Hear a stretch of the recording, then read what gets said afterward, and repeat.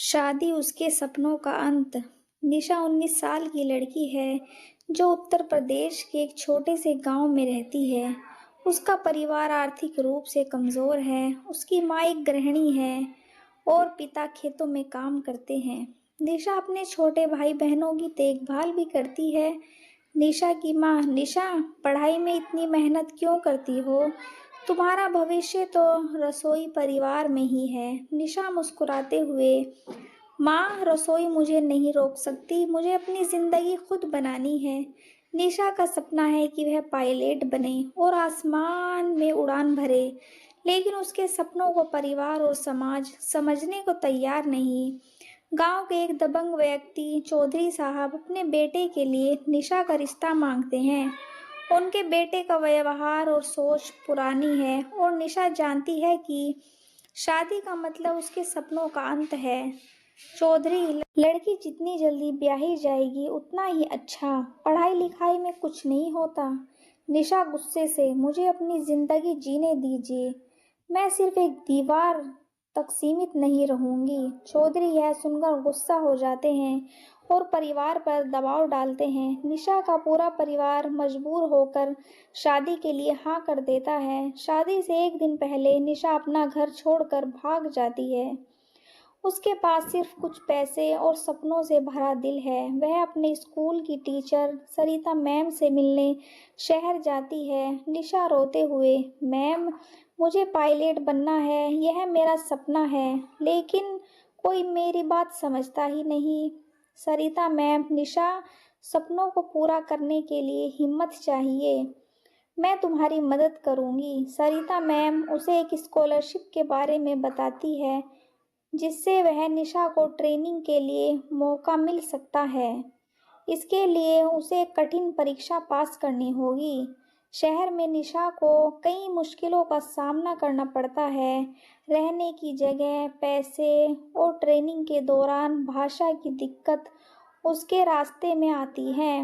निशा: मैंने अपने सपनों के लिए सब कुछ छोड़ दिया। अब हर हाल अपने सपनों को मारकर नहीं, उन्हें जीकर मिलती है और मैं इसे साबित करूंगी। निशा अपने पिता को अस्पताल ले जाती है और उनकी देखभाल करती है। उसके पिता को एहसास होता है कि निशा का सपना सच्चा है और वे भी समर्थन करने का वादा करते हैं।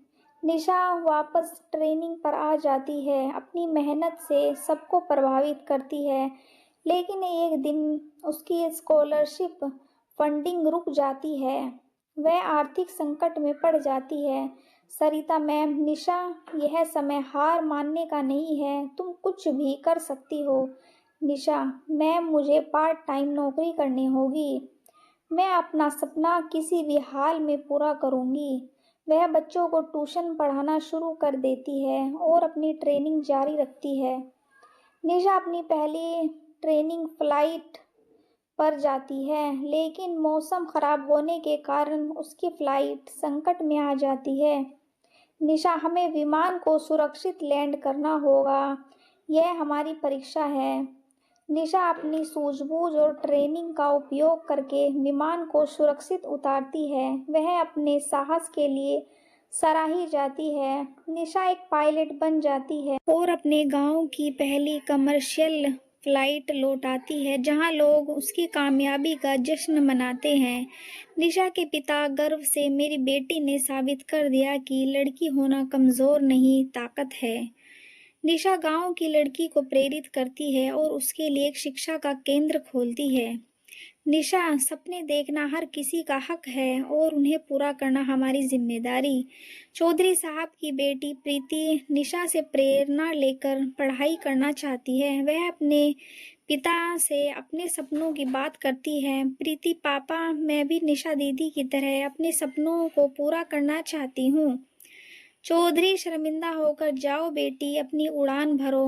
मैंने निशा को नहीं समझा, लेकिन तुम्हें रोकूंगा नहीं। एक लड़की की उड़ान सिर्फ उसकी नहीं बल्कि उस समाज की सोच बदलने की है जो उसे कमजोर समझता है। यह कहानी दर्शाती है कि कठिनाइयों और समाज की बंदिशों के बावजूद अगर इरादे मजबूत हों तो कोई भी सपना पूरा किया जा सकता है। निशा का संघर्ष और उसकी सफलता हर लड़की को अपने सपनों की ताकत पर विश्वास करने का सबक देती है। दोस्तों, आप हमारे चैनल पर नए हो तो चैनल को सब्सक्राइब करें और कहानी पसंद आई हो तो लाइक शेयर ज़रूर करें। Thank you.